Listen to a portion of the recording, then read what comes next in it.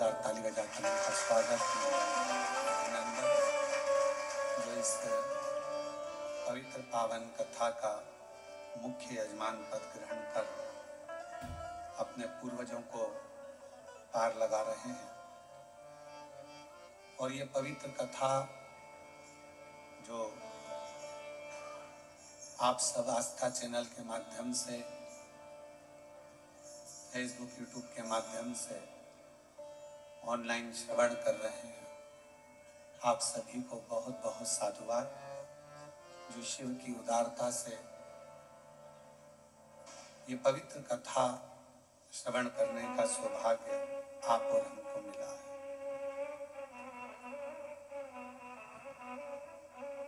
शिव और शक्ति का यह अनूठा संगम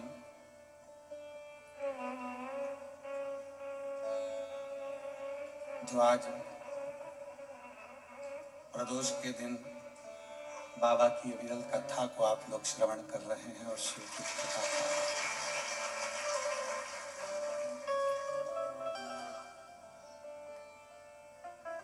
वो कहते हैं, जब भी जन्म मिले सेवा करूं मैं तेरी।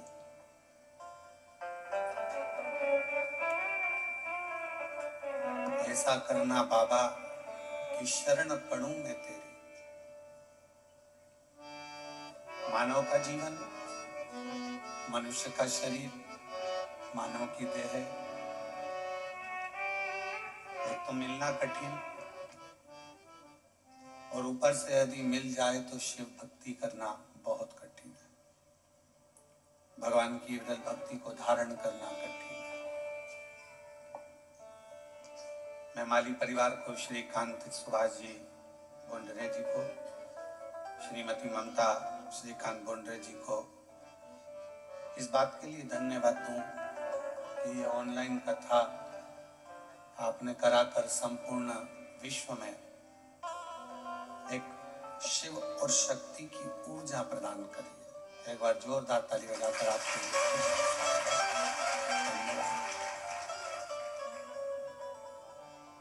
मौका मिला है, आपको भी, हमको भी और संपूर्ण सनातनियों को ऑनलाइन कथा श्रवण करने का।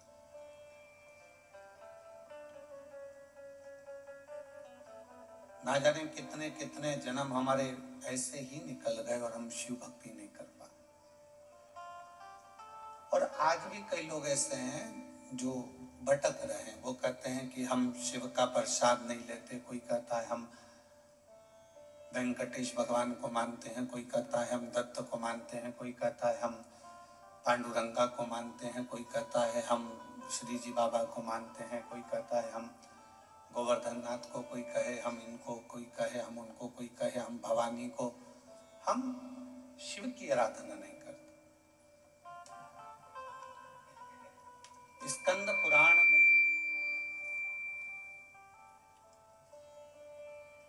केदार खंड के अंदर, हो सकेगा तो आज हम उसका चैनल के माध्यम से उसको हमारा यूट्यूब चैनल पे हम उसको बताएंगे भी। स्कंद पुराण के कल्याण के 27वें नंबर पृष्ठ पर केदार खंड के अंतर्गत एक बात लिखी बड़ी सुंदर कि भगवान शंकर भगवान का शिवलिंग, भगवान विष्णु और भगवान 33 कोटि देवता, ये सब अलग कोई भी नहीं है, कोई अलग नहीं।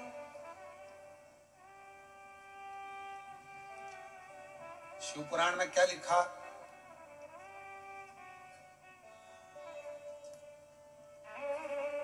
भगवान शंकर की शिव पुराण में लिखा है कि ये जो भाग है जहां शिवलिंग रखा है, ये जलाधारी, ये जो भाग है ये पार्वती जी का हस्तकमल, ये शिव पुराण। ठीक है। पर स्कंद पुराण का केदार खंड क्या कह रहा है कि ये जो जलाधारी है ये भगवान विष्णु का हस्तकमल है और ये जो शिवलिंग है ये भगवान शंकर का प्रतिबिंब स्वरूप शंभु स्वयं विराज। अब दोनों देखिएगा जरा, जो दुनिया के लोग कहते हैं कि हम नारायण वाले, हम शिव को नहीं मानते, कोई कहता है हम शंकर का भजन नहीं करते, उनको एक बार स्कंद पुराण पढ़ना चाहिए। वेद व्यास जी लिख रहे हैं स्कंद पुराण में कि जो ये जलाधारी है ये भगवान नारायण स्वयं है, और ये जो शिवलिंग है वो शंकर भगवान स्वयं है। ये स्कंद पुराण कह रहा है। और इस शिव महापुराण में, स्कंद पुराण में जब हम अध्ययन करें, पढ़ें उसको, आज हम प्रयास करेंगे कि आप लोगों को वो चीज एक एक पढ़ने को मिले लाइन से कि क्या क्या चीज स्कंद पुराण के अंतर्गत लिखी है। पूरी जिंदगी हम केवल ब्रह्म ही जिए, भटक रहे।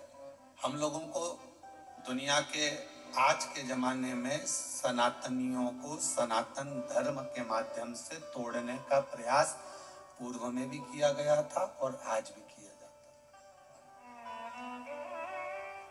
पहले भी देवताओं में हमें तोड़ दिया गया। इनने कहा हम राम वाले, उनने कहा हम कृष्ण वाले, उनने कहा हम शिव वाले, उनने कहा हम भवानी वाले, उनने कहा हम दत्त वाले, उन्होंने कहा हम ये वाले, तोड़ दिया।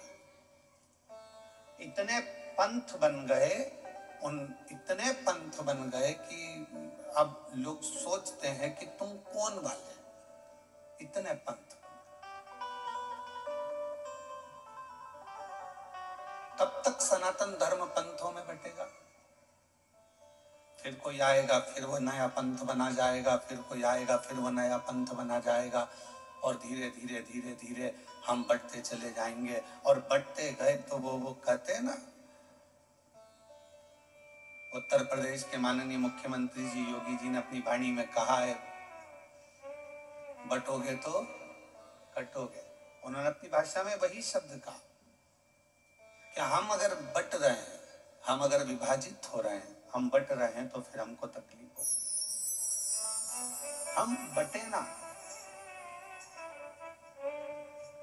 और यदि हम बट रहे हैं तो हमारा जीवन हम व्यर्थ गवा रहे हैं।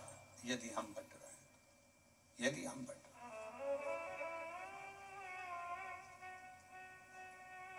हम अपने जीवन को गवा रहे हैं। यदि हम व्यर्थ बट रहे हैं,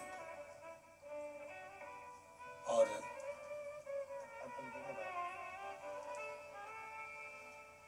अगर हम बट रहे हैं तो हमारे अपने जीवन को हम गवा रहे हैं। हम पंथों में ना बटे,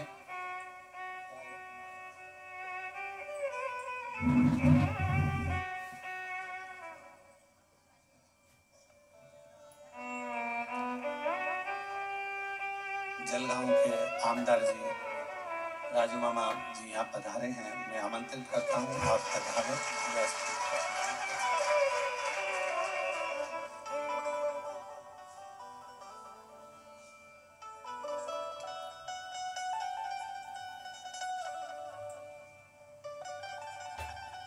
शंभु शरण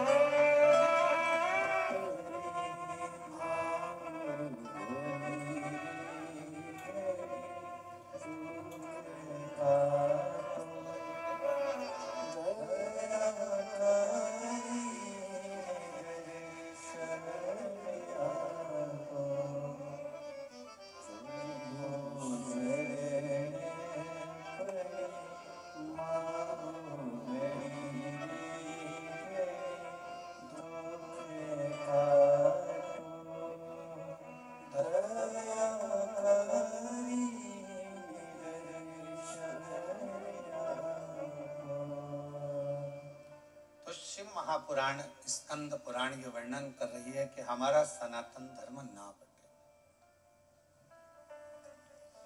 पंथों में विभाजित ना हो, जातियों में विभाजित ना हो। वेद व्यास जी ने जितनी जितनी पुराणों की रचना करी, उतनी सारी पुराणों में एक ही बात कही कि आप एकजुट रहें, एकजुट रहें। और आपकी एकजुटता या आपके जीवन की सार्थकता, पर हमारे अंदर भ्रम उत्पन्न कर दिया। हमारे घर के लोगों ने कह दिया कि शिव जी पे चढ़ा जल नहीं पियो, कोई ने कह दिया कि शंकर जी पे चढ़ी बेलपत्र मत खाओ, कोई ने कहा कि गर्भस्थ हो गए तो शिव मंदिर मत जाओ, कोई ने कह दिया कि शिवालय मत जाओ, कोई ने कह दिया हम शिव का प्रसाद नहीं लेते, हमें बांट दिया, भगवान से दूर कर दिया। आप सबको मालूम हो, जिस समय पर हमारा भारत, हमारी भारत की धरोहर, हमारे सनातनी, हमारे क्रांतिकारी इस भारत की भूमि के जब सब एकजुट हो गए थे, तो विधर्मियों को ये लगने लगा था कि ये भारत अब टूटने वाला नहीं, अब ये टूटेगा नहीं। तब विधर्मियों ने भारत को तोड़ने के लिए भ्रम उत्पन्न करा कि शंकर के मंदिर नहीं जाना चाहिए, शिव जी पे जल नहीं चढ़ाना चाहिए, शिव जी का। तब लोगों ने भ्रम उत्पन्न करा सनातनियों को दूर करने का, सनातनियों को दूर ले जाने। पर शिव महापुराण की कथा ने ये सब मिटा दिया। शिव महापुराण की कथा ने केवल एक काम करा कि आप अपने घर के नजदीक में जो शिवालय है, शंकर के मंदिर हैं, वहां जाओ, एक लोटा जल चढ़ाओ और अपने दुख को दूर भगाओ। अपना परिश्रम, अपनी मेहनत, अपना संघर्ष, आप अपनी मेहनत स्वयं करिए, परिश्रम स्वयं करिए। शिव महापुराण की कथा ने कभी यह नहीं कहा कि आप अपने परिश्रम से दूर हो जाओ या अपनी तकलीफों को आपको नहीं झेलना है। आपको झेलना पड़ेगा, आपको परिश्रम करना पड़ेगा, मेहनत करना पड़ेगा, और आपकी मेहनत ही एक दिन आपको रंग लाएगी और उन्नति की सीढ़ी तक लेकर जाएगी। आज हम परिश्रम से वंचित हैं। जब हमारा बचपन रहता है तो हमको जो प्यार मिलता है, प्रेम मिलता है, वो फ्री में मिलता है। बोलो सही है कि गलत है? अरे जम के तो बोलो सही है। बचपन में प्यार खरीदना पड़ता है क्या? प्रेम खरीदना पड़ता है? बचपन में कोई भी छोटा सा बच्चा है, इधर बाजू में जाएगा, उधर बाजू में जाएगा, सब उससे प्रेम करेंगे, गले से लगाएंगे, हृदय से लगाएंगे, गोदी में लेंगे। प्रेम, प्यार बचपन में फ्री में मिलता है। जवानी में प्यार, प्रेम फ्री में नहीं मिलता, कमाना पड़ता। धन बढ़ाओगे तब प्रेम बढ़ेगा, वैभव बढ़ाओगे तो लोग पूछेंगे, संभालेंगे, ध्यान देंगे।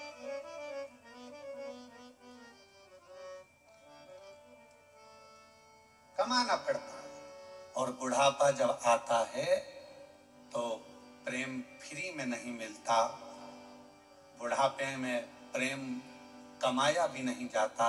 बुढ़ापे में तो प्यार, प्रेम मांगा जाता है कि कोई हमारे पास आकर थोड़ी देर के। प्रेम के 3 क्रम है। बचपन में प्रेम, प्यार फ्री में मिल जाता है। जवानी में प्रेम, प्यार को कमाना पड़ता है। और बुढ़ापे में प्रेम, प्यार को मांगा जाता है कि कोई हमको थोड़ा समय दे, थोड़ा सा, थोड़ा हमारे पास बैठो, थोड़ा हमारे पास रुकिए, थोड़ा हमारे पास बैठिए। किसके पास है? शिव महापुराण की कथा में हमने पहले भी वर्णन किया, आज फिर करते हैं कि मंदिर में 24 घंटे जाकर मत बैठो। तीर्थ में आप 4 दिन जाकर मत बैठो। हम कहेंगे किसी जगह पर व्यर्थ का समय बर्बाद मत करो। हम कहेंगे आप अगर थोड़ा सा समय आपको मिल जाए, आप पूजन भी नहीं कर रहे हो, पाठ भी नहीं कर रहे हो, अर्चना भी नहीं कर रहे हो, आप चाकरी सेवा भी नहीं कर रहे हो, तो इतना जरूर करो कि अपने घर में जो बुजुर्ग हैं उनके पास थोड़ी सी देर जाकर बैठ जाओ, तो आपकी पूजन का फल आपको मिल जाए, आपकी आराधना साधना का फल आपको मिलने लगे।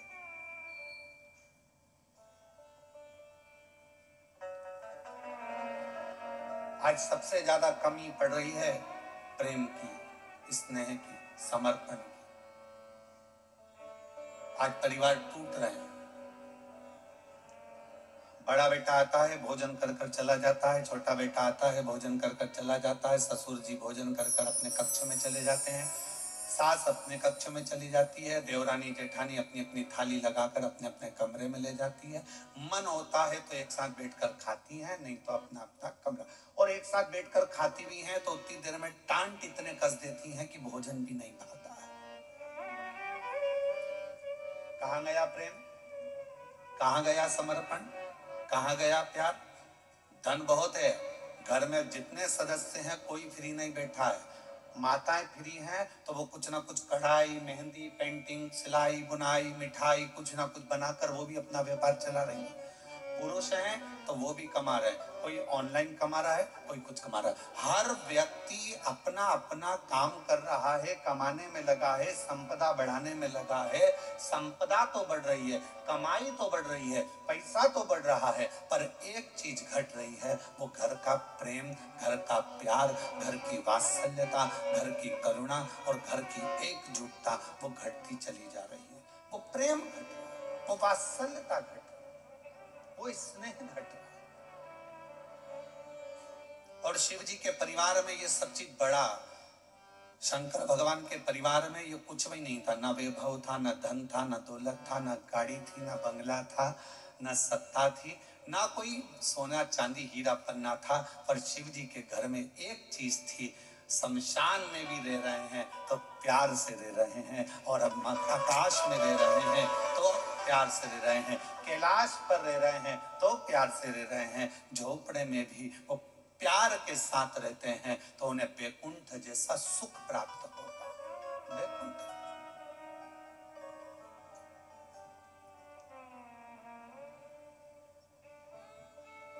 आप सबको कभी विष्णु पुराण किसी ने पढ़ी है? आप में से जितने लोग आस्था चैनल पर श्रवण कर रहे हैं उनसे निवेदन करेंगे गीता प्रेस गोरखपुर की विष्णु पुराण को लेकर आओ और उसको पढ़ो।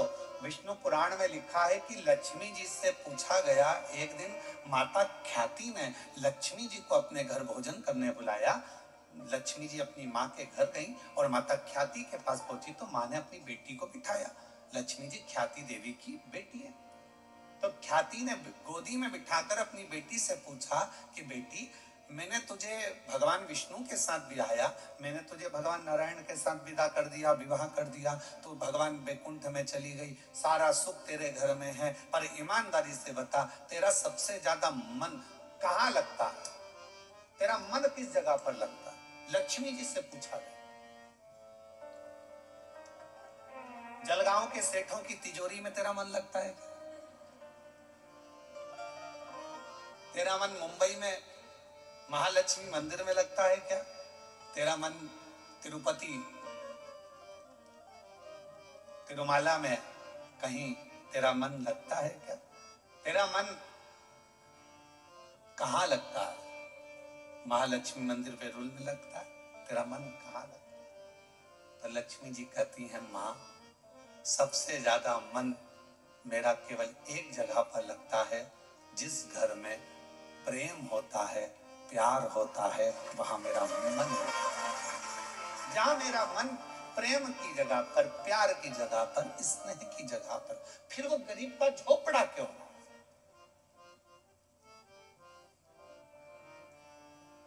दुनिया की सबसे महंगी चीज क्या है? जल्दी उत्तर दो। दुनिया की सबसे महंगी चीज क्या है? दुनिया की सबसे महंगी 3 चीजें हैं। पहले नंबर पर नींद, दूसरे नंबर पर शांति और तीसरे नंबर पर अपने दिल का आनंद, मस्ती। ये दुनिया की सबसे महंगी चीज है, ये दुनिया की सबसे कीमत वाली चीज है, सबसे महंगी। धन है पर नींद नहीं है, बंगला है, गाड़ी है, पर मन की शांति नहीं। घर में सारा सुख है, 25 नौकर लगे हैं, पर मन में अलमस्त मस्ती, आनंद नहीं, आनंद नहीं। ऐसे बैठे हैं अपने अपने घर में जैसे किसी ने 4-6 ठोक के बिठा है। आनंद। बच्चे, हम तो कहेंगे आजकल की बहुओं से ज्यादा अगर किसी के अंदर आनंद है तो घर की बूढ़ी माओं के घर में आनंद है। तो माओं को देखना, छोटे छोटे बच्चों को दादी दादी करके बच्चे आते हैं, उनके साथ मस्ती कर लेती है, आनंद कर लेती है, बोल लेती है, छाल लेती है, खुश हो जाती है। और घर की बहुएं आधी से ज्यादा डिप्रेशन में पड़ी हुई। आधी से ज्यादा चिंता में पड़ी हुई। सारा काम तुम करोगे, तुम्हारे पास एक रत्ती की फुर्सत नहीं है, मेरे पास बैठने का समय नहीं है, और मालूम पड़े वो सारा दुकान का धंधा पानी छोड़कर तेरे पास बैठ जाए तो भी चैन नहीं है। दुकान कब जाओगे? अब तूने तो कहा था कि तुम्हारे पास टाइम नहीं है, तो मैंने सोचा कि 2 दिन की छुट्टी मार दूं, और अब कह रही है कि दुकान कब जाओ? 2-4 दिन की छुट्टी लेकर वो तुमको घुमाने गोवा भी ले गया, वहां भी सुकून नहीं, वहां भी शांति। फिर घुमाने के लिए तुमको कहीं और ले गया, जगन्नाथपुरी ले गया, वहां भी सुकून नहीं। उसने बस इतना कहा जल्दी नहा ले, जल्दी स्नान कर ले, जल्दी से दर्शन कर लेंगे, सब काम जल्दी करना था, तो मुझे लेके क्यों आए? वहां भी तबेले जैसा मुंह हो गया। वो ना, कहां सुकून, कहां शांति, कहां प्रेम? लक्ष्मी जी से मां ख्याति देवी ने पूछा कि तेरे को सबसे ज्यादा सुकून, सबसे ज्यादा आनंद, सबसे ज्यादा अच्छा कहां लगता है? तो मां, जहां पर प्रेम होता है, जहां प्यार होता है, लक्ष्मी कहती है फिर वो गरीब का झोपड़ा क्यों ना हो, मुझे वो महल लगता है, मुझे वो लगता है। और दुनिया की सबसे महंगी, जो कीमत से नहीं मिल सकती, पैसा खर्च करने से नहीं मिल सकती, दुनिया की 3 चीजें सबसे ज्यादा महंगी हैं। आप भी मेरे साथ पूरे आस्था चैनल के साथ बोलें। पहले नंबर पर नींद, दूसरे नंबर पर शांति, और तीसरे नंबर अपने मन का आनंद, सुकून, उत्सव, मन की खुशी। आप में से कई माताएं जितनी कथा श्रवण कर रही हैं, जितने पुरुष कथा श्रवण कर रहे हैं, मेरी जीजियां जितनी सुन रही, मेरे जीजा जितने सुन रहे हैं, बेटियां जितनी सुन रही, जितने बेटे सुन रहे हैं, तुम्हारी अलमारी कपड़ों से भरी पड़ी हुई है। तुम्हारी अलमारी में एक से बढ़कर एक दुपट्टे रखे हैं, तुम्हारी अलमारी में एक से बढ़कर एक कपड़े रखे हैं, तुम्हारी अलमारी में एक से बढ़कर एक जेवर रखा है, तुम्हारी अलमारी में एक से बढ़कर एक आभूषण रखे हैं। ये नहीं कि हम ये नहीं करें कि सोना का पहनो कि चांदी का पहनो, हम तो ये कह रहे हैं तुम्हारे पास में आर्टिफिशियल भी ढेर सारा रखा हुआ है। पति कुछ ना कुछ लेकर आता है, दे जाता है, तुम्हारे पास एक से बढ़कर एक वस्त्र रखे, पर ना जाने तुम्हारी सोच कैसी हो गई है कि अगर कहीं जाना भी है ना तो 50 बार मन में आलसी आ जाती, क्या करूंगी जाकर, क्या करना, तुम चले जाओ ना, रिश्तेदार के यहाँ, नातेदार के यहाँ। पहले उमंग होती थी, खुशियां होती थी, रिश्तेदार के यहाँ कार्यक्रम आया, जाऊंगी, अच्छे कपड़े पहनूंगी, 4 जोड़ कपड़े लेकर जाती थी, एक से बढ़कर एक ज्वेलरी लेकर जाती थी, तैयार होती थी, श्रृंगार करती थी, अपने आप को सजाती थी। और जिस व्यक्ति ने अपने आप को सजाना प्रारंभ कर दिया, उस व्यक्ति ने परमात्मा को सजाना प्रारंभ कर दिया। आज आप अपने आप को संभाल नहीं पा रहे हो, आप अपने आप को सजा नहीं पा रहे हो, आप अपने आप का श्रृंगार नहीं कर पा रहे हो। पुरुष हैं, बस सवेरे जाना है, पैंट शर्ट पहनना है, जूते मोजे पहनना है और निकल के चले जाना है। रुमाल कैसा रखा है, जो है ठीक है, बाद में धो लेंगे। कॉलर पूरी काली हो रही है, बाद में साफ कर लेंगे, जो है बस जैसा चल रहा है चलना है। तुम्हारे भीतर के उमंग उत्सव उत्पन्न करो। अच्छे अच्छे वस्त्र हैं, किसके लिए कमा रहे हो? बेटा एप्पल का मोबाइल चलाए और तुम कीपैड लेकर घूमते आओ तो क्या मतलब की जिंदगी तुम्हारी? एक दिन बूढ़े हो जाओगे, सब धरा की धरा रह जाएगा। अपने भीतर के आनंद को, अपने भीतर की मस्ती को, अपने भीतर की शांति को और अपने भीतर की नींद को कभी जाने मत दो। अपने आप को ऐसा समझो कि अभी तो मैं मात्र 25 वर्ष का हूं और मेरी नूतन जिंदगी चल रही है, मेरी नूतन जिंदगी चल रही। हम कैसे जी रहे हैं? कैसे उठे, गए, ऑफिस से थके हुए आए, दुकान पे से ला रोटी लगा दे, भोजन पत्नी ने थाली रख दी, वही रोटी, वही दाल, वही चावल, एक आध सब्जी, कभी डिजाइन चेंज हो जाता है, कभी हो जाता है, बस वो और वही खाया पिया और अपना मोबाइल उठाया, अपने कमरे में चले गए। पत्नी काम करी, अपने कमरे में मोबाइल चलाया, पत्नी आई क्योंकि उसके सामने मोबाइल चलाएगा और एक आध किसी पर कमेंट्स हो गए। हमने पहले कथा में कहा था, इस मोबाइल ने बहुत कुछ छुड़ा दिया। पहले लोग टॉर्च लेकर चलते थे, मोबाइल आया तो टॉर्च खत्म हो गई। बोलो हुई कि नहीं हुई? आजकल मोबाइल में टॉर्च है। पहले लेकर छोटा सा रेडियो लेकर चलते थे, मोबाइल आया, रेडियो खत्म हो गया। पहले लोग कैमरा लेकर चलते थे फोटो खींचने के लिए, मोबाइल आया, कैमरा खत्म। पहले लोग पंचांग लेकर चलते थे मुहूर्त देखने के लिए, मोबाइल आया, पंचांग खत्म, मोबाइल आया टार्च खत्म, मोबाइल आया रेडियो खत्म, मोबाइल आया सीडी खत्म, मोबाइल आया टॉकीज खत्म, और मोबाइल तुम्हारी पत्नी के हाथ में आया तो तुम खत्म।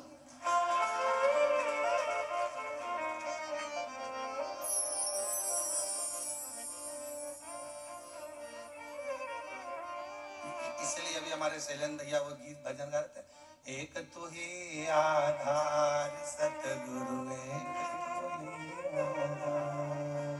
एक तू ही आधार सतगुरु,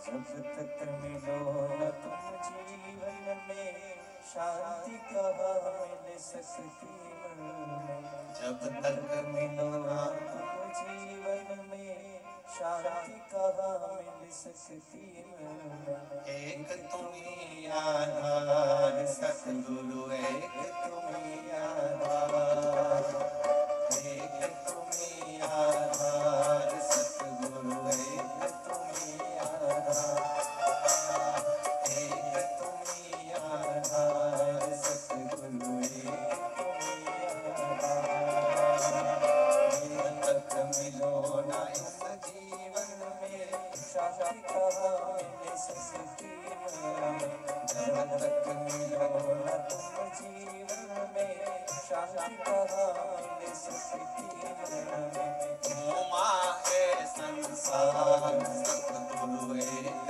तुम्ही आधार, घूमैया संसार सतगुरु, एक तुम्ही आधार, बोलो बोलो, एक तुम्ही आधार सतगुरु, एक तुम्ही आधार, एक तुम्ही आधार सतगुरु, एक तुम्ही आधार।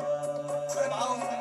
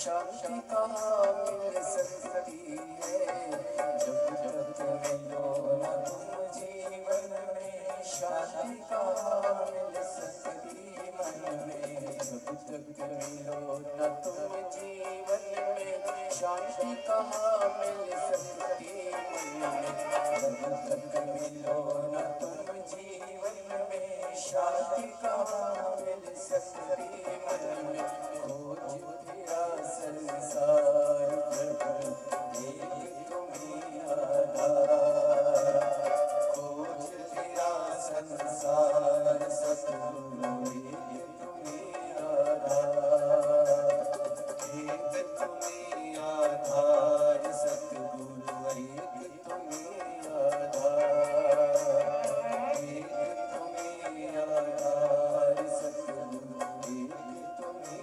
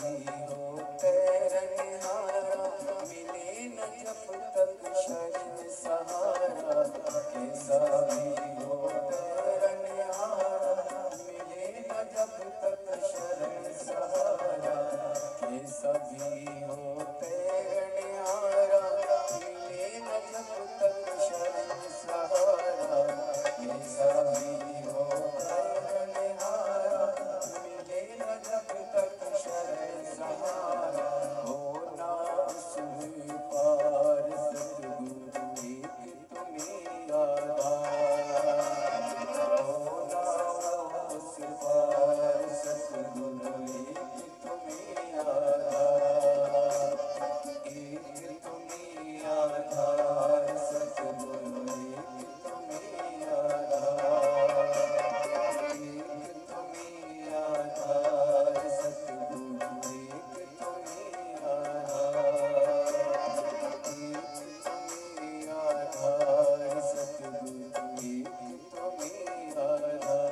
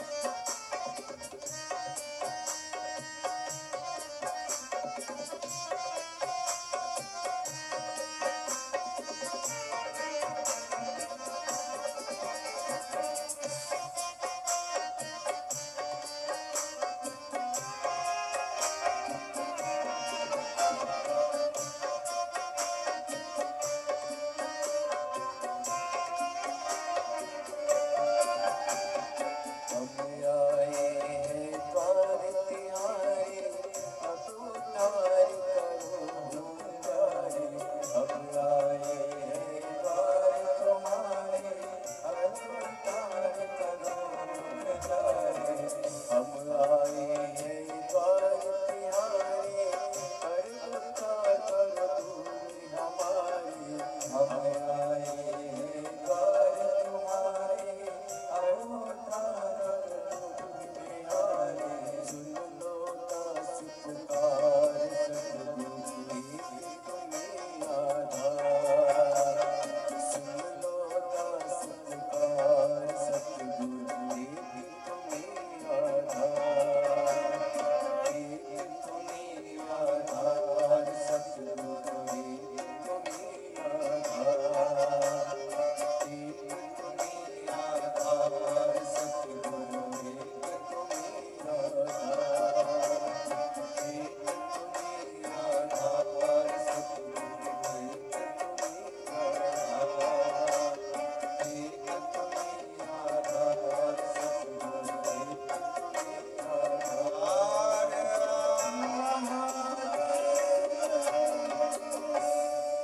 अपने स्थान पर बैठकर बाबा देवादिदेव महादेव को अपना मन का भाव करिए, दिल से प्रार्थना करिए, विनय करिए, निवेदन करिए।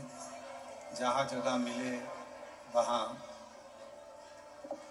बैठकर बाबा को अपने मन का भाव कहिए।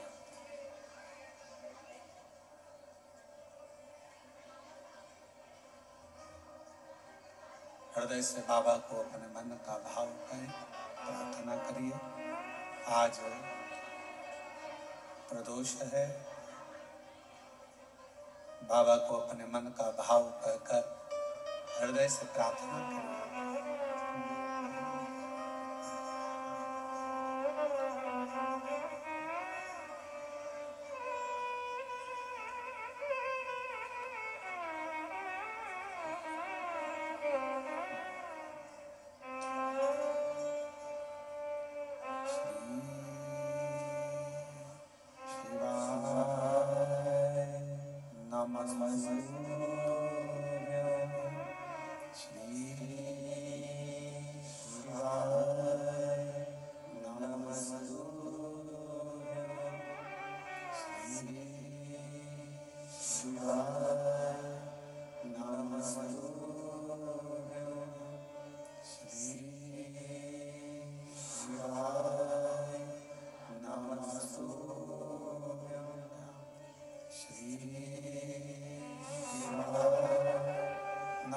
भोला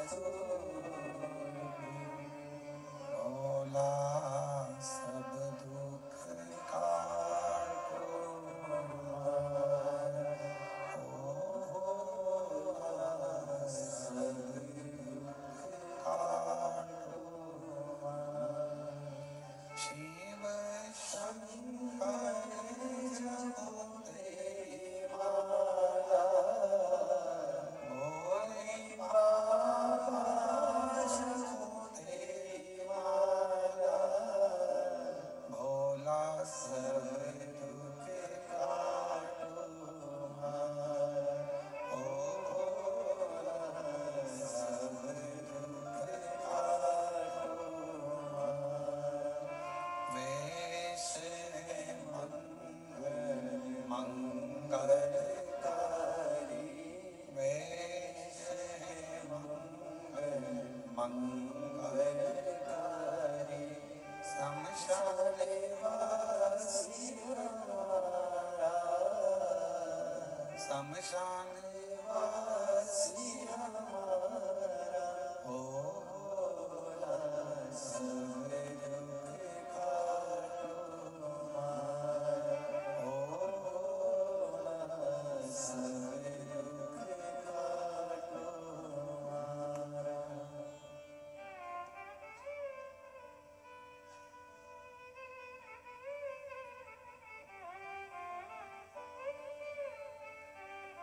बाबा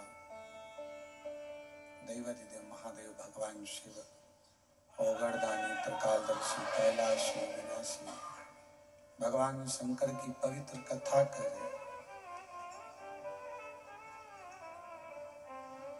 घर के प्रेम को मेरे भगवान शिव का परिवार कह रहा है कि कैसे भी रहो, कहीं पर भी रहो, पर आपस का प्यार प्रेम खत्म मत।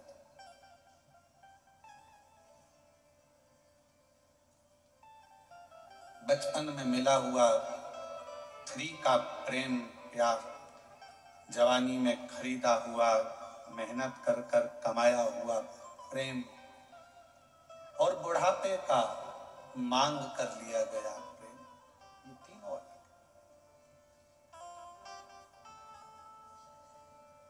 पर शिव कथा कर रही है, भगवान शंकर का चरित्र कर रहा है, शिव महापुराण की कथा कर रही है। भीतर की शांति,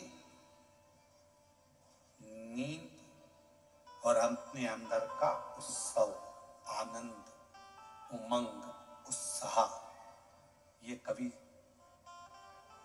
कहीं प्राप्त नहीं होगा। ये अपने अंदर से आपको लाना पड़ेगा, लाना।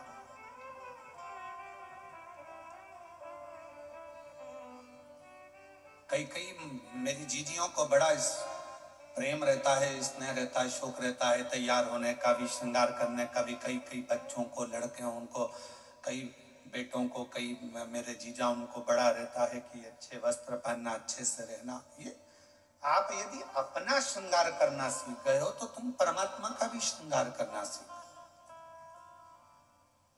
आज हम अपना भी श्रृंगार नहीं कर पा रहे, उत्साह ही नहीं है, भीतर उमंग ही नहीं है, सब समाप्त हो गए।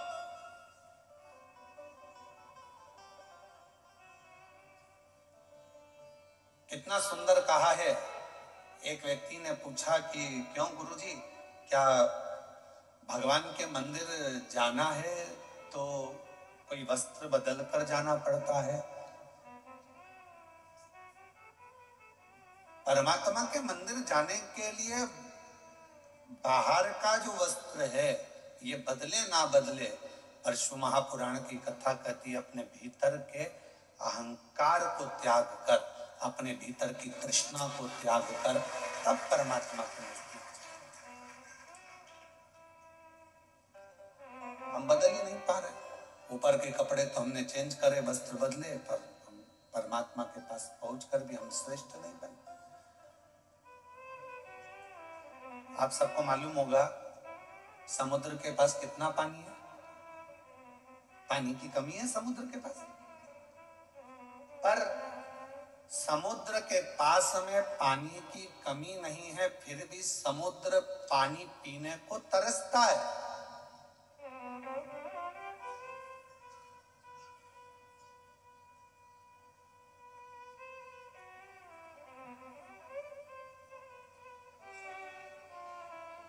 पानी की कमी समुद्र के पास नहीं है, पर पीने को तरस रहा है।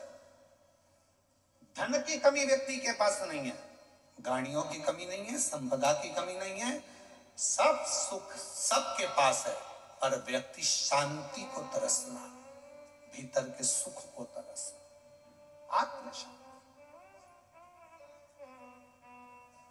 किसके पास है? कोई कह दे एक डॉक्टर भी पढ़ाई करने के बाद हम कहते हैं कि हर व्यक्ति को थोड़ा समय अपने खुद के लिए निकालना चाहिए। सवेरे 9 बजे अपनी कुर्सी पर इंजीनियर भी बैठता है, डॉक्टर भी बैठता है और एक अधिकारी भी बैठता है, शाम को 5 बजे तक अपनी कुर्सी नहीं छोड़ता, फिर घर गया, फिर काम में लग गया, फिर करा और मालूम पड़ा कि तुमने अपना समय दिया तो शरीर पर अपने शरीर पर ध्यान नहीं दिया। एक दिन तुमने अटैची भरकर पैसा इकट्ठा तो कर लिया, पर मालूम पड़ा कि एक दिन खुद को ही बीमारी हो गई और जो रखा हुआ पैसा था, जो तुमने इतने दिल से कमाया था, वो खुद की ही बीमारी में लग गया। क्या मिला? समुद्र के पास पानी बहुत है, फिर भी समुद्र प्यासा है। समुद्र के पास जल बहुत है, फिर भी समुद्र को तृप्ति नहीं है।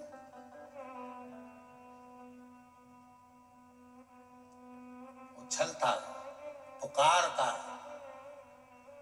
शिव महापुराण की कथा कहती है कि एक दिन माता पार्वती जी ने शिव जी से पूछ लिया था कि ये तुम्हारे 1 महीने के अंदर 2 प्रदोष आ जाते हैं, ये प्रदोष तुम किसके लिए लेकर आते हो?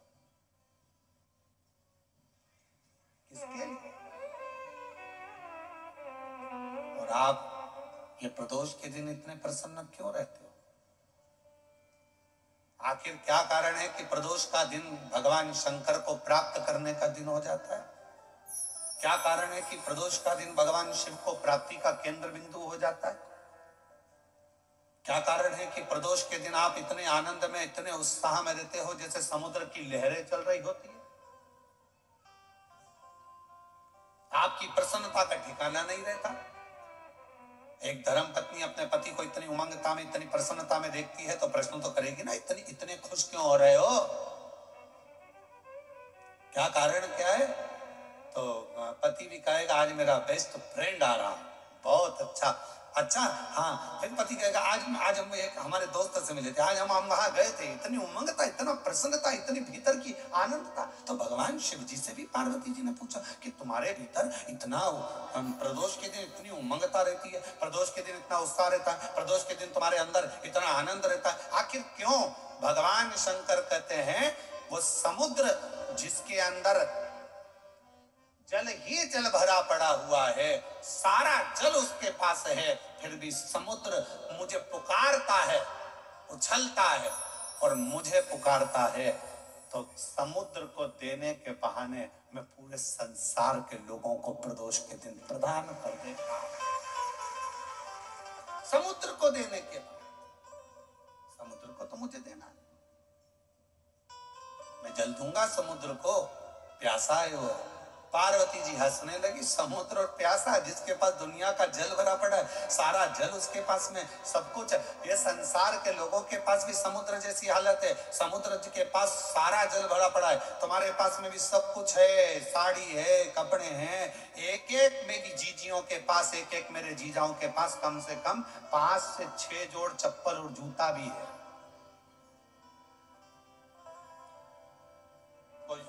जूता रखने की अलमारी भरी पड़ी है, कपड़े की अलमारी भरी पड़ी है, सारा सब कुछ है। और फिर निवेदन करूं, ना कोई घड़ी की कमी, घड़ी भी सबके पास में 2-2, 3-3 है, कपड़े भी 4-4, 10-10 जोड़ है, दादी और तकिया भी है, नई बेडशीट अलमारी में थप्पी लगी रखी है, एक चीज सब है। समुद्र के पास जैसे सब कुछ है, पर भीतर से तृप्ति नहीं है, फिर भी तरस रहा है जल के लिए, सब कुछ है पर वह भीतर की शांति नहीं है। तो भगवान शंकर कहते हैं कि जो प्रदोष के दिन मेरे शिवालय तक आता है, मुझे पुकार लेता है, मैं उसको भीतर की शांति दे देता हूँ, आनंद दे देता हूँ, उमंग दे देता हूँ, उत्साह दे देता हूँ।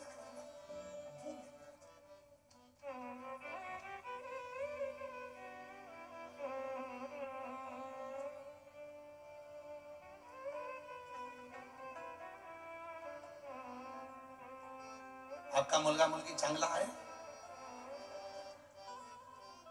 अरे बोलो तो, मुलगा मुलगी दोनों चांगला आहे? ठीक है।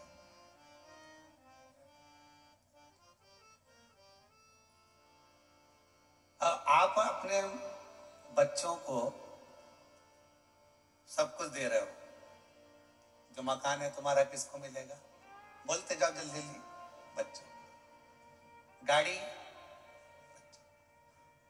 तुम्हारे गले की चेन, अंगूठी, ब्रेसलेट, ठीक है, सब बच्चों को दे रहे हो, सब बच्चों को। आज का बच्चा ये सोचता है कि सब कुछ मेरा है तो मुझे क्या करना, टेंशन, संघर्ष नहीं कर पाता, बहुत परिश्रम नहीं कर पाता। जब बड़ा होता है, विवाह होता है, शादी होने के बाद थोड़ा सा टेंशन उसको आता है तो डिप्रेस हो जाता है। क्यों? हमने गाड़ी दी, बंगला दिया, धन दिया, दौलत दी, परवरिश अच्छे से करी, अच्छा कॉलेज दिया, अच्छा स्कूल दिया, अच्छी एजुकेशन दी, अच्छा डॉक्टर को दिखाया, उसको स्वस्थ रखा, सब कुछ करा, पर अपने बच्चे को हमने संघर्ष करना नहीं सिखाया। और एक दिन उसके ऊपर जवाबदारी का बोझा बढ़ा और डिप्रेस हो गया। किसी ने कुछ कह दिया, डिप्रेशन में आ गया। पत्नी, शादी हो गई, पत्नी आ गई, 1 महीना, 2 महीना, 6 महीना रही, पत्नी मायके चली गई, वो डिप्रेस हो गया। क्यों? हमने उसको परिश्रम करना नहीं सिखाया, हमने उसको ये नहीं बताया कि संसार के लोगों से लड़ना कैसे।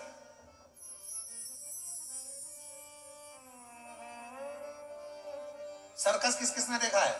हाथ उठाओ जल्दी से। सबने देखा है? पहले सर्कस में शेर आता था कि नहीं आता था? अरे बोलो तो, आता था ना। अब वन विभाग वालों ने सर्कस वालों को बुलाया, सारे सर्कस वालों से कहा एक भी शेर तुम्हारे सर्कस में नहीं रहना चाहिए, पिंजरे में नहीं रहना चाहिए। और एक दिन वन विभाग वालों ने शेर के गले में एक पट्टा डाला, छोटा सा कैमरा लगाकर उस शेर को जंगल में छुड़वा दिया।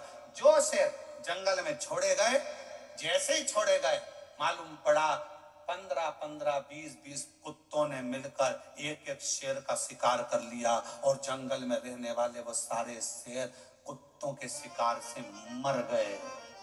क्यों? शेर को पिंजरे में भोजन मिलता था, शेर को पिंजरे में सारा साज मिलता था, शेर को पिंजरे में सब कुछ मिलता था और पिंजरे में शेर बंद रहता था, निकलता था, सर्कस दिखाता था, वापस चले जाता था। आप अपने बच्चों को सर्कस का शेर मत बनाना, नहीं तो मालूम पड़े आज की दुनिया के ना जाने कितने कुत्ते तुम्हारे बच्चे का शिकार कर जाए।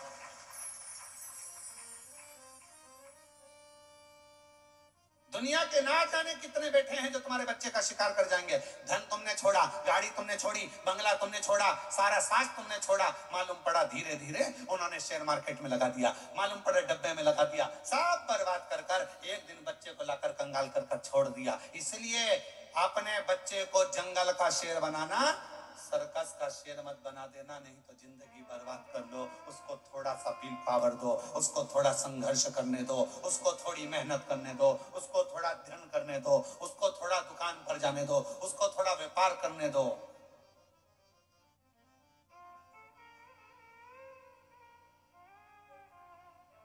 थोड़ी मेहनत। एक हमारे अच्छे परिचित हैं, यहीं आपके भुसावल के रहने वाले हैं, फैक्ट्रियां बहुत हैं उनकी और लगभग 10 से 12 फैक्ट्रियां हैं उनकी। राठी फैमिली है और 10 से 12 फैक्ट्रियां उनकी है सब जगह पर। सेलम में भी है उनकी और ना जाने स्टील की फैक्ट्रियां हैं, बहुत कुछ। उनके 2 लड़के और दोनों लड़के जब इंजीनियरिंग करे तो उनके पापा ने उनको दूसरे की फैक्ट्री में दूसरे के यहाँ नौकरी करने भेज दी। हमने राठी जी से कहा कि राठी जी, आपका बेटा इतनी फैक्ट्रियों के मालिक आप, और आपका बेटा दूसरे की फैक्ट्री में नौकरी कर रहा इंजीनियरिंग करने के बाद। कहा गुरुजी, ठोकर इसको वहीं पर मिलेगी, सेठ चिल्लाएगा, काम करना पड़ेगा, नींद आ रही होगी, वर्क पूरा करना पड़ेगा। जब ये वहां से ठोकर खाएगा तब जाकर अपनी फैक्ट्री को सही से संभाल पाएगा। वहां ठोकर। हम अपने बच्चों को क्या दे रहे हैं? दिया, सुख दो, शांति, सब कुछ दिया, गाड़ी दो, बंगला दो, धन दो, दौलत दो, सब कुछ दो, पर अपने बच्चों को एक चीज और सिखाओ कि संघर्ष कैसे करना, मेहनत कैसे करना, परिश्रम कैसे करना, थोड़ी देर शांति कैसे रखना, भीतर थोड़ा सा सुकून हो। शिरडी के पास में अभी अभी शिरडी में कथा चालू होगी, 12 तारीख से चालू है, 12, 13, 14, 15, 16, 5 दिवसीय कथा शिरडी के पास में। वो स्थान भी है शिरडी के पास में, अस्त गांव, माता निर्मल पिंपरी शिव गांव। 1 बजे से 4 बजे तक 5 दिवसीय शिव महापुराण की कथा है। 12 से 16 तारीख तक ये कथा, 9 तारीख को विराम होगी, वो 12 तारीख को चालू, 16 तारीख तक चलेगी। पंडाल में बड़े बड़े पंडाल लगाए गए जहां बैठकर कथा का रस्तक लोग ग्रहण करेंगे। क्या कहा शिरडी के बाबा ने, क्या कहा साईं राम ने? एक ही बात कही, श्रद्धा, दूसरे नंबर पर सबूरी। आज के जमाने में जरा सी सबूरी नहीं है, जरा सी। भले अपन शिरडी के पास रह रहे हैं पर रत्ती भर की सबूरी नहीं है। तुम्हारे यहाँ से शिरडी कितनी दूर है? जलगांव से, बोलो बोलो, कितना किलोमीटर है? 220 किलोमीटर।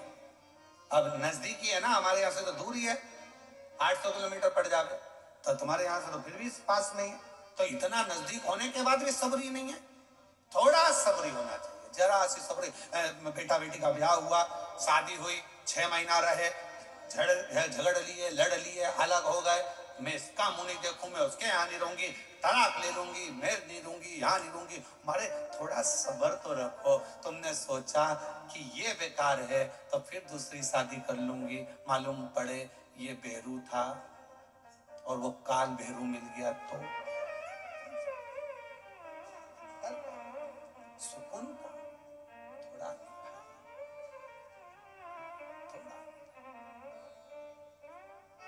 एक तो ही आधार सतगुरु मिलो ना,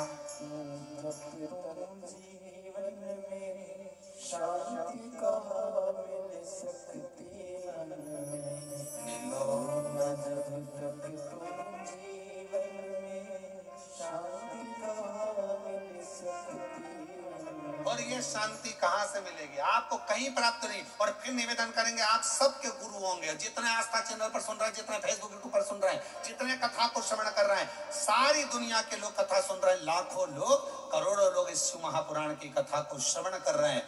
शांति, आपके कितने भी गुरु हो, किसी का भी गुरु मंत्र हो, और उसके बाद भी अगर तुम्हारे दिल को शांति नहीं मिल रही हो, तो आज से एक नियम चालू कर दो, शंकर जी के मंदिर में जाना चालू कर दो, शिव को गुरु बना लो, शांति मिलना प्रारंभ।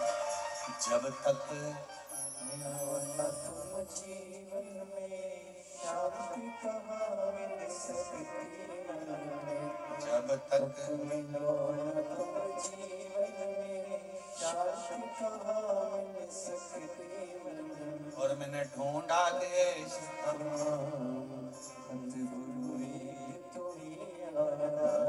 मैंने सब कुछ सब जगह पर देख लिया, पर शांति नहीं मिल रही, सुकून नहीं मिल रहा। धन बड़ा, संपदा बड़ी, सत्ता बड़ी, सब कुछ बड़ा,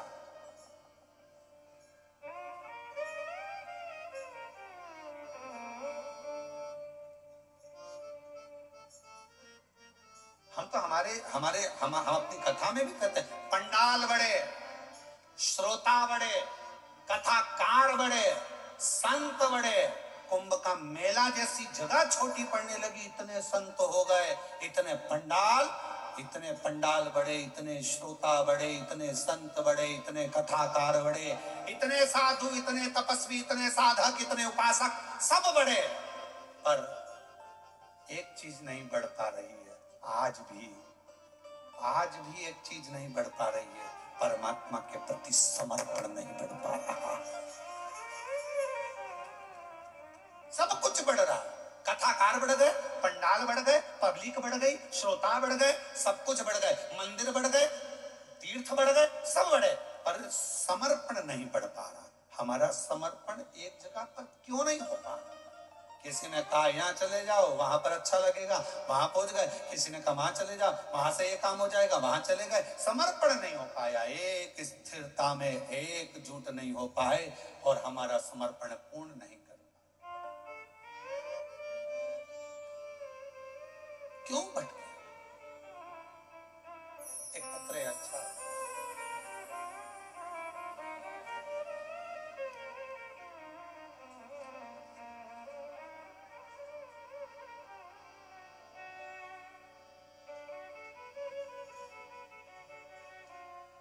गीता मोहन शर्मा, वर्धा जिला सिद्धि रेलवे की रहने वाली है।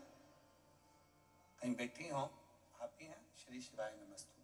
आ जाओ, एक बेलपत्र ले जाना। मेरे बेटे को कैंसर हुआ 2024 में। डॉक्टर ने सर्जरी का बताया, हम डर गए। कोई सार तत्व डॉक्टर के हिसाब से नजर नहीं आ रहा था। जब बोल रहे थे तो ऐसा लग रहा था कि अब कुछ बचा नहीं। पर मेरी बेटे को लेकर सीहोर गई, वहां प्रार्थना की, रुद्राक्ष लाई, कंकर शंकर नमन करके विनती की और मेरे बेटे को रुद्राक्ष का जल देती और बेलपत्र देती। डॉक्टर ने कहा कि सर्जरी कराना जरूरी है। आप कहते हो गुरुजी डॉक्टर शिव का एक रूप है। हम आपके वचन को मानकर शंकर के पास ही अपने बेटे को लेकर गए। सर्जरी तो हुई, पर शिव जी की ऐसी कृपा हुई कि सारी रिपोर्ट मेरे बेटे की नॉर्मल आ गई और मेरे बेटे की जान बच गई। मैं बाबा को यहाँ प्रणाम, मेरे बच्चे की जान बच गई। आप कहते हो डॉक्टर शिव का एक रूप है। हम निवेदन करेंगे, किसी बाबा जोगी सन्यासी आदि के पास जाने से पहले अगर बच्चा बीमार है, घर में किसी को तकलीफ है, स्वास्थ्य खराब है, सबसे पहले अपने घर के जो डॉक्टर हैं, नजदीकी डॉक्टर हैं, हॉस्पिटल है, वहां लेकर जाओ, इलाज कराओ। फिर साथ में शिव जी पर पूरा भरोसा रखो, तो वो डॉक्टर भी शंकर बनेगा, आपके दुख हरेगा और आपकी विपदा को।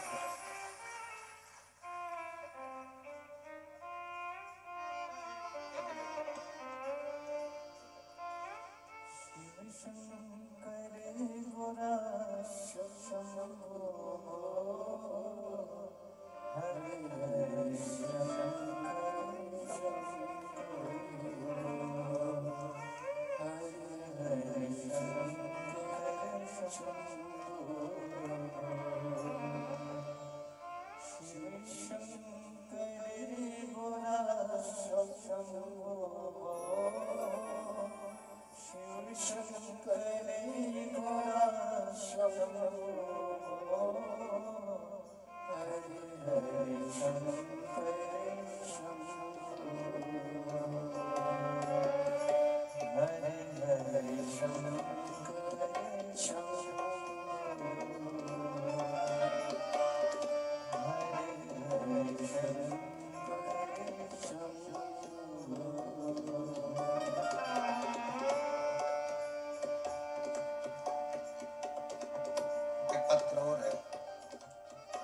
मेरा नाम चेतन बलिराम वाणी है। मैं गांव पातुर, जिला अकोला का रहने वाला हूं। मेरा मोबाइल नंबर ये है, कहीं बैठे हैं आप ही आए, आ जाओ, एक बेलपत्र लेना। जाओ। मेरा बेटा एमपीएससी की तैयारी कर रहा था, उत्तीर्ण नहीं हो पा रहा था। कई सालों से प्रयास करा पर नहीं हो पाया। बहुत प्रयास करने पर आखिरी में हिम्मत हारा। तब मैंने आपकी कथा पंडाल में जाकर श्रवण करी, जलगांव में भी सुनी, मामा के यहाँ रहकर। और उसके बाद मेरा बेटा भी कथा को श्रवण करने के लिए पहुंचा। आप कहते हो कि पंडाल में बैठकर जो मांगा जाता है शिव जरूर देता है। आज मैं बाबा को धन्यवाद देने के लिए आई हूँ। पशुपतिनाथ का व्रत और पंडाल में बैठकर श्रवण करी हुई कथा से आज मेरा बेटा वाशिम जिला सत्र न्यायालय में क्लर्क पद पर नौकरी कर रहा है। मैं बाबा को यहाँ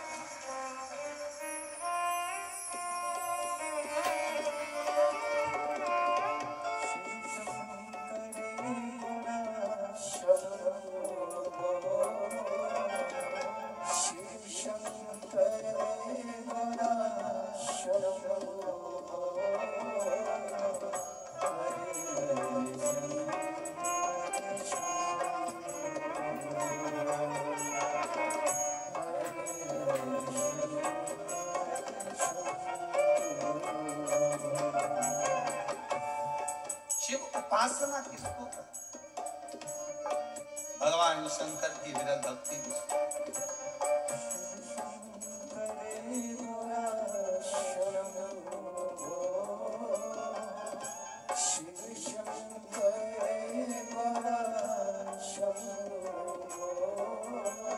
सब जगह जाकर देख लिया,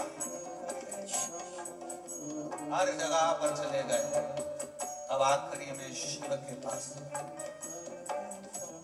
अपने गुरु के पास बैठने पर भी अगर शांति ना मिले, हम मना नहीं करेंगे, आपके गुरुओं को नमन है, प्रणाम है, धन्यवाद। और अगर वहां भी शांति ना मिले, तब शिव के शिवालय में जाकर एक लोटा जल चढ़ाकर वहां बैठो, शांति।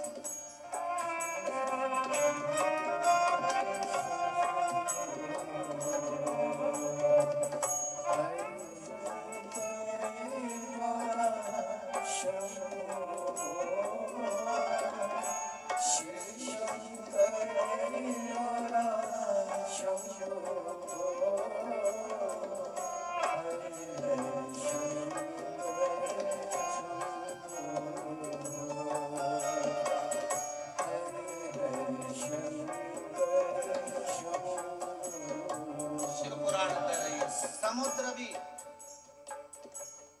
प्यासा है, धन भले हो, संपदा भले हो, सत्ता भले हो, पर भीतर की शांति बहुत जरूरी है।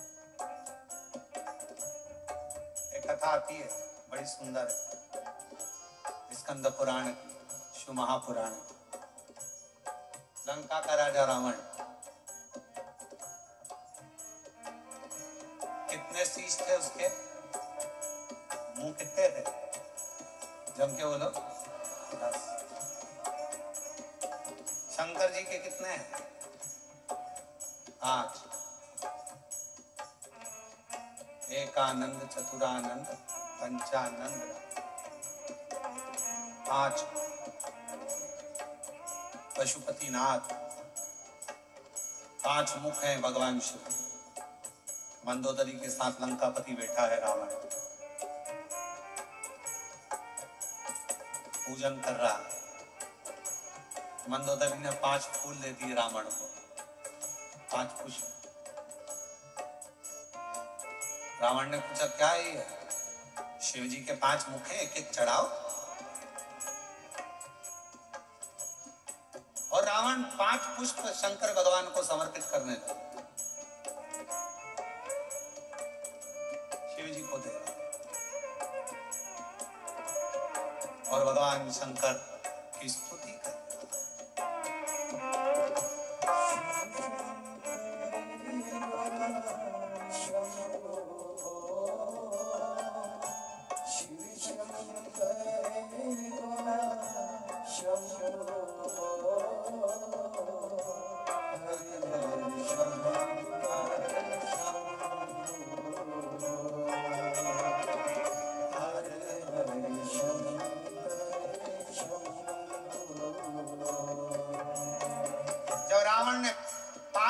भगवान शंकर को समर्पित करे तो रावण की चित्त वृत्ति में आया कि मंदोदरी कह रही है इनके 5 मुख, 5 मुख इनके। और रावण ने विचार करा कि मैं 5 मुख भगवान शिव के 5 पुष्प समर्पित कर रहा हूं, और भगवान की स्तुति गाने के लिए मेरे पास कितने मुख हैं? रावण के पास कितने थे?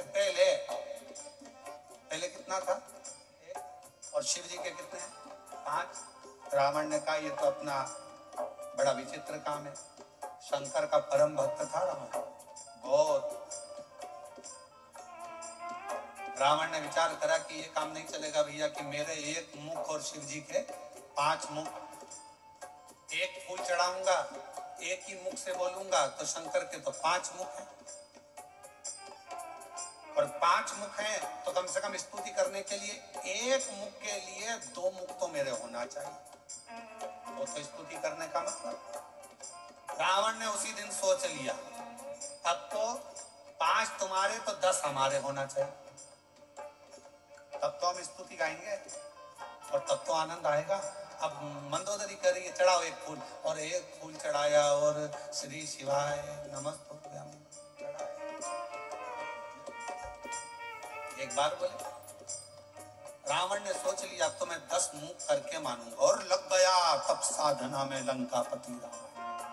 लगा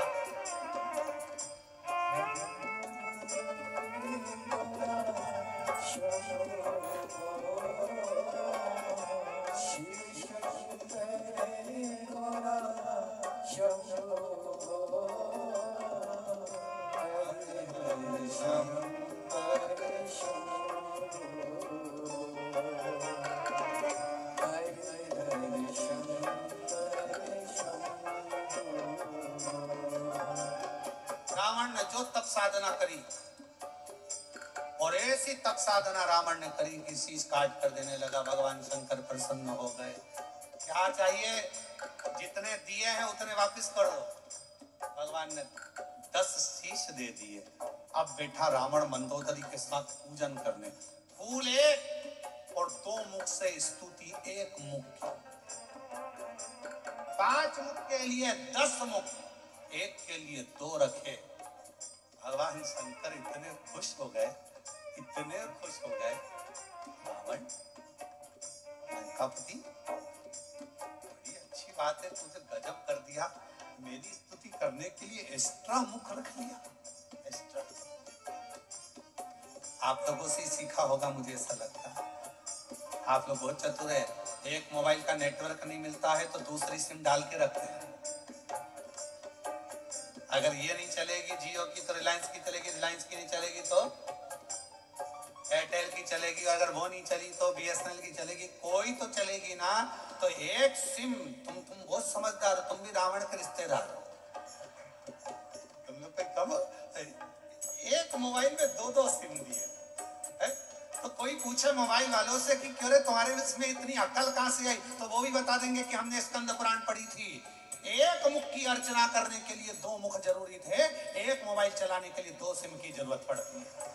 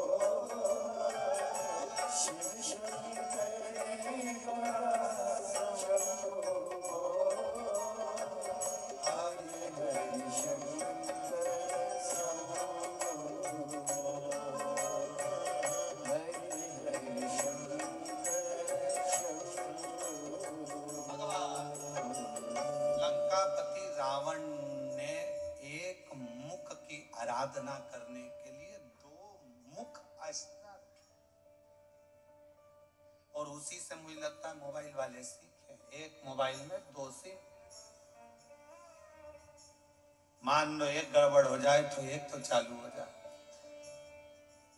भगवान भी बहुत कृपा कराए अपन सब पर, सारे डिपार्टमेंट भी दो दो बनाकर भेजे भगवान ने। नेत्र कितने दिए, हाथ, नासिका के छिद्र, कान, पांव, जीवान।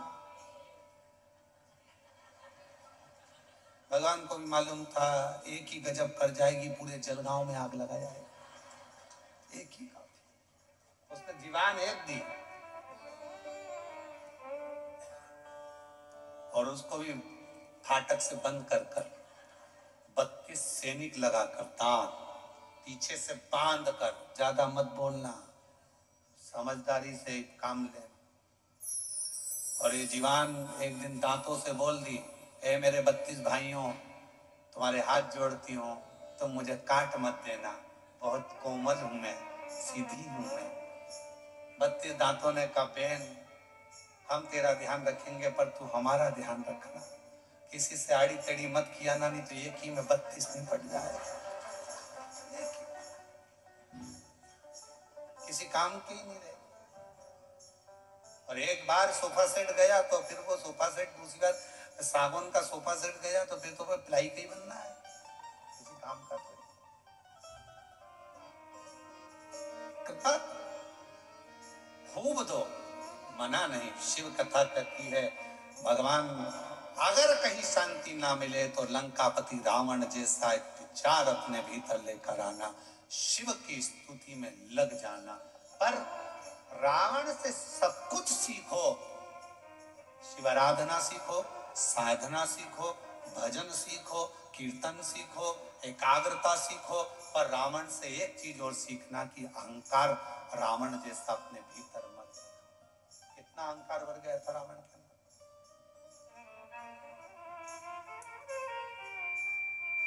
गया लंकापति रावण 10 मुख प्राप्त कर,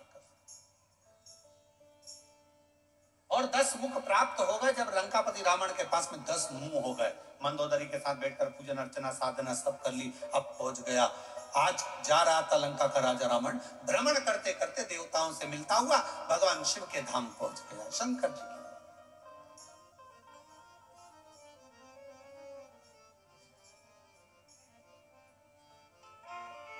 और भगवान देवादिदेव महादेव के धाम पर जब पहुंचा,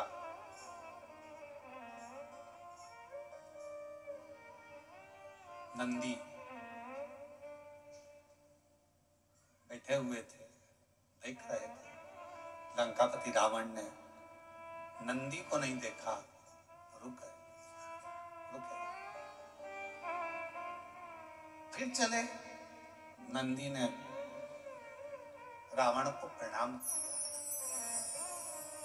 नंदी ने रावण को प्रणाम किया, क्यों? उसका एक कारण था, लंका का राजा रावण शंकर भगवान को बहुत चाहता था, प्रेम करता था, उनके प्रति समर्पित रहता था। भगवान शिव के द्वारपालों में एक लंका का राजा रावण भी गिनती में आता है। द्वारपालों प्रणाम किया नंदी ने। रावण ने पूछा, तुम कौन हो? नंदी ने कहा कि मैं शिव जी का गण नंदी। शिवगण नंदी, चेहरा देखा है तुम्हारा?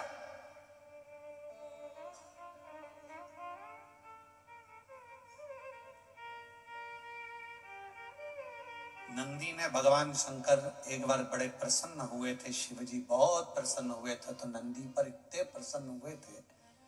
कहाँ की कथा ये? कपालेश्वर महादेव, नासिक। आप लोग करें दर्शन, गोदावरी तट पर कपालेश्वर बाबा का दर्शन होता है।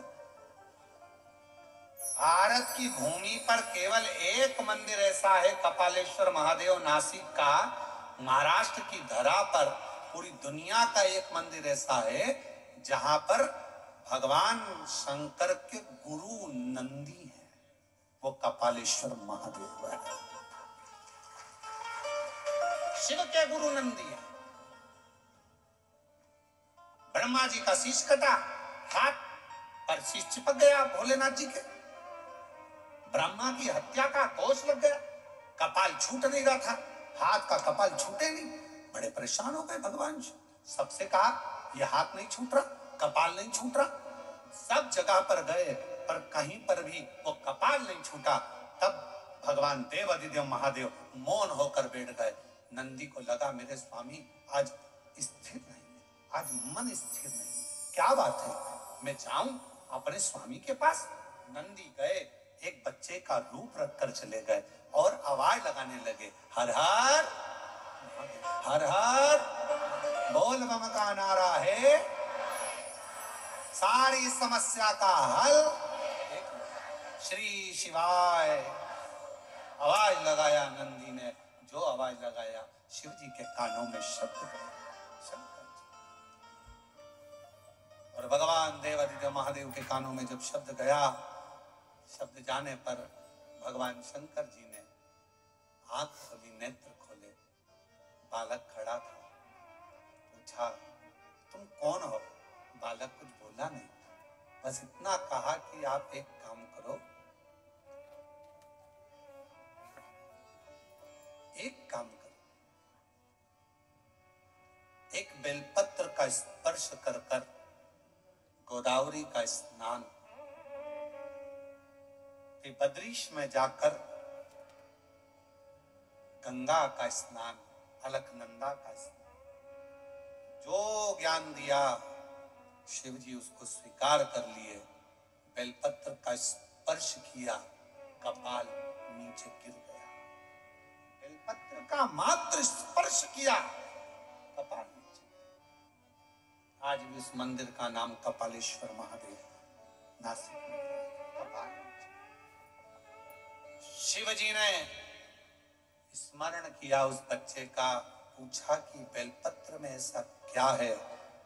भगवान नंदी जो बालक का रूप रखकर आए थे उन्होंने कह दिया, एक बेलपत्र का जब कोई स्पर्श करता है देवाधिदेव महादेव, जैसे आपके हाथ से ब्रह्मा जी की हत्या का पाप कपाल नीचे गिर जाता है, बेलपत्र का मात्र स्पर्श करने वाले के सारे पाप एक क्षण में नीचे गिर जाते हैं, एक क्षण में नीचे।